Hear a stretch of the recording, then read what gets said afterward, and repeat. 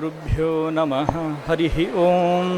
भद्रं कर्णेभिः शृणुयाम देवाः, भद्रं पश्येमाक्षभिर्यजत्राः, स्थिरैरङ्गैस्तुष्टुवागुंसस्तनूभिः, व्यशेम देवहितं यदायुः।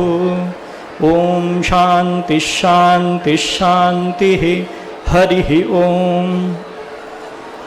ಮಂತ್ರದಾರ್ಥ: ನಮ್ಮ ಕಿವಿಗಳಿಂದ ನಾವು ಒಳ್ಳೆಯ ವಿಷಯವನ್ನೇ ಕೇಳುವಂತಾಗಲಿ, ಮತ್ತು ಒಳ್ಳೆಯ ವಸ್ತುಗಳನ್ನೇ ನಾವು ನೋಡುವಂತಾಗಲಿ, ಮತ್ತು ನಮ್ಮ ಶರೀರ ಸ್ವಸ್ಥವಾಗಿದ್ದು ಗಟ್ಟಿಯಾಗಿದ್ದು ನಾವು ದೇವತೆಗಳನ್ನು ಆರಾಧಿಸುವಂತಾಗಲಿ, ಅವರು ನಮ್ಮನ್ನು ಚೆನ್ನಾಗಿಟ್ಟಿರಲಿ ಅನ್ನುವಂಥ ಒಂದು ಪ್ರಾರ್ಥನೆ.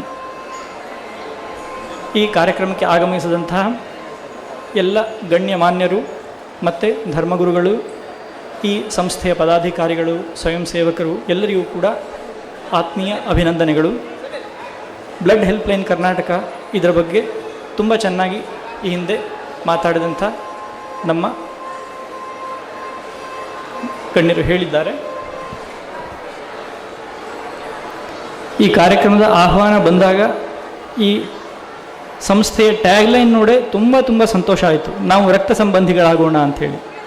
ರಕ್ತ ಸಂಬಂಧದ ಹಲವಾರು ಅಂಶಗಳ ಬಗ್ಗೆ ತುಂಬ ಚೆನ್ನಾಗಿ ಹೇಳಿದ್ದಾರೆ. ಅದಕ್ಕೆ ಇನ್ನೂ ಒಂದು ಅಂಶವನ್ನು ನಾನು ಸೇರಿಸ್ಲಿಕ್ಕೆ ಬಯಸ್ತೇನೆ. ಈಗ ನೋಡಿ, ಮನುಷ್ಯನಿಗೆ ಹಲವಾರು ಥರದ ಅವಶ್ಯಕತೆಗಳಿದೆ. ಒಂದು ದೈಹಿಕ ಅವಶ್ಯಕತೆ, ಅದರಲ್ಲಿ ತುಂಬ ಮುಖ್ಯವಾದಂಥ ಒಂದು ಪಾರ್ಟ್ ಯಾವುದು ಅಂತಂದರೆ ರಕ್ತ.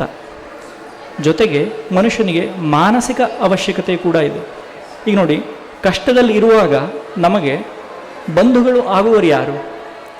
ಸಾಮಾನ್ಯವಾಗಿ ನಮ್ಮ ರಕ್ತ ಸಂಬಂಧಿಗಳು ಬಂಧುಗಳಾಗ್ತೇವೆ ಅಂತ ನಾವು ಅಂದ್ಕೊಳ್ತೇವೆ. ಆದರೆ ಸಮಾಜದಲ್ಲಿ ನಾವು ಕಾಣೋದು ಹೆಚ್ಚಿನ ಸಮಯದಲ್ಲಿ ನಮ್ಮ ರಕ್ತ ಸಂಬಂಧಿಗಳೇ ನಮಗೇನು ಸಹಾಯ ಮಾಡದೆ ನಮ್ಮನ್ನು ಬಿಟ್ಟು ಓಡೋಗ್ತಾರೆ.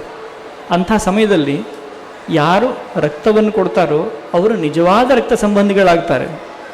ಹಾಗಾಗಿ ಈ ರಕ್ತ ಸಂಬಂಧಿಗಳಾಗೋಣ ಅನ್ನುವಂಥ ವಾಕ್ಯ ತುಂಬ ಆಕರ್ಷಕವಾಗಿದೆ, ತುಂಬ ಚೆನ್ನಾಗಿದೆ. ಇದು ಒಂದು ಸಮಾಜ ಸ್ವಸ್ಥವಾಗಿರಬೇಕು ಅಂತಂದರೆ, ಚೆನ್ನಾಗಿರಬೇಕು ಅಂತಂದರೆ ಅಲ್ಲಿ ಸಜ್ಜನರಿಂದ ಮಾತ್ರ ಸಾಧ್ಯ. ಒಂದು ಸಮಾಜ ಶಾಂತಿಯಿಂದ ಇದೆ, ಸಮೃದ್ಧಿಯಿಂದ ಇದೆ ಅಂತಂದರೆ ಸಜ್ಜನರಿದ್ದಾರೆ ಅಂತಲೇ ಅರ್ಥ. ಆದರೆ ಸಜ್ಜನರಿದ್ದಾರೆ ಅನ್ನೋದಕ್ಕೆ ಸಾಕ್ಷಿಯಲ್ಲಿ ಅದಕ್ಕೆ ಸತ್ಕಾರ್ಯಗಳು ಕಾಣಬೇಕು. ಆ ಸತ್ಕಾರ್ಯ ಇಲ್ಲಿ ಕಾಣ್ತಾ ಇದೆ. ಇದು ತುಂಬ ಉತ್ತಮವಾದ ಕೆಲಸಗಳನ್ನು ನಡೆಸ್ಕೊಂಡು ಹೋಗ್ತಾ ಇದ್ದಾರೆ.